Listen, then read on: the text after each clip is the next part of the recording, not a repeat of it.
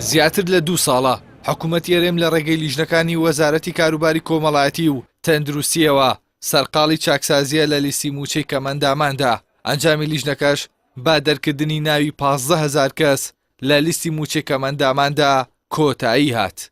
ئەوەش کاردانەوەی کەمەندامانی لێکەوتەوە و حکوومەت با بڕینی قوتی کەمەندامان ناوزەند دەکەن و داواش لە وەزیری دارایی دەکەن کار بە ئەنجامی لیژنەکە نەکات.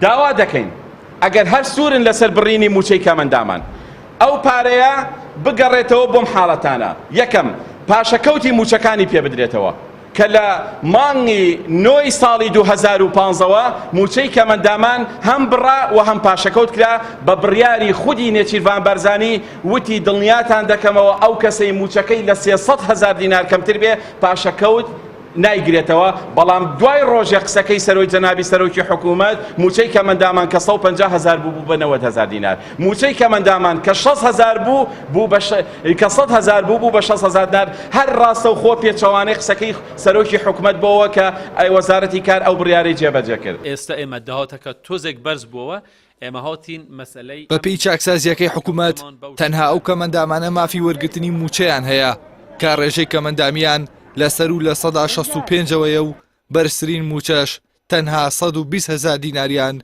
بۆ دیاری کراوە. بە هۆیشەوە بە هەزاران کەمەندامی دیکە کە ڕێژەی کەمەندامیان کەمترە لەو ڕێژەیە و بەتایبەت دەوانەی کە دەستێک یان قاچێک یان چاوێکیان لەدەستداوە و توانای کارکردنیان نییە موچەکەیان دەبڕێت. ئەوەش ناڕزایی توندی کەمەندامانی لێکەوتەوە و داوا دەکەن ڕێژەی کەمەندامی بۆ لە 145 کەم بکرێتەوە.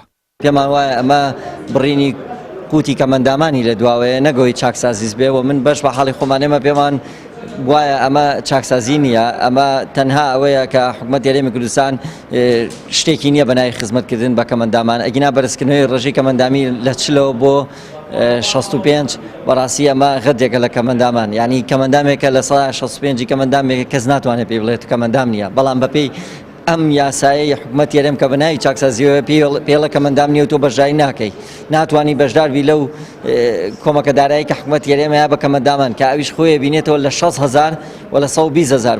وڵایی ئێمە ئەو ڕێژە هیچ پێمان باش نیە و ئەوە نەعەدالەتیە حکوومەت بەرامبەر بە خاوەن پێداویستی تایبەتەکانێکە. بۆ نمونە هەیە دەستێکی نییە ئەی ئەم تۆ ئێستا لێرە و موچەکەی ئەبڕی کرێکاری پێ ناکرێت لەم وڵاتەی کە قەیرانە هیچ کار و کاسپێک نییە ئەی چی بکە ئەم ئینسانە ماڵ و مناڵێکی بەسەرەوەیە لە 65 زۆربەی هەیە مەگەر لایە لە جەستەی هەموو جەستەی لە دەستیا بێنا لە ئەینا تۆ کە دەستێک نەبێ هەر کەمەندامی، چاوێک نەبێ هەر کەمەندامی، قاچێک نەبێ هەر کەمەندامی. لە کوی زیاتر لە 100,000 کەمەندام تەنها 15,000 موچەخۆر لە لیستی کەمەنداماندا دەرکراون. بەڵام بەوتەی ڕێکخراوەکان لە 180 ئەو کەسانەی کە ناویان لە لیستی موچەدا دەرکراوە کەسانی کەمەندامن و شایستن بە موچەکانیان. بەڵام حکوومەت یێرێم قوتی ئەوانی بڕیوە. هاوکات ماوەی 4 ساڵیشە بە بیانووی قەیرانی داراییەوە حکوومەت یێرێم هیچ کەمەندامێکی بۆ لیستی موچەی کەمەندامان زیاد نەکردووە و بە درێژایی ئەم 4 ساڵەش حکوومەت و کەمەندامان ناتەبا بوون و حکوومەت داواکاری کەمەندامانی جێبەجێ نەکردووە. ئەحسان سابر، کەناڵی ئاسمانی، پەیام، سلێمانی.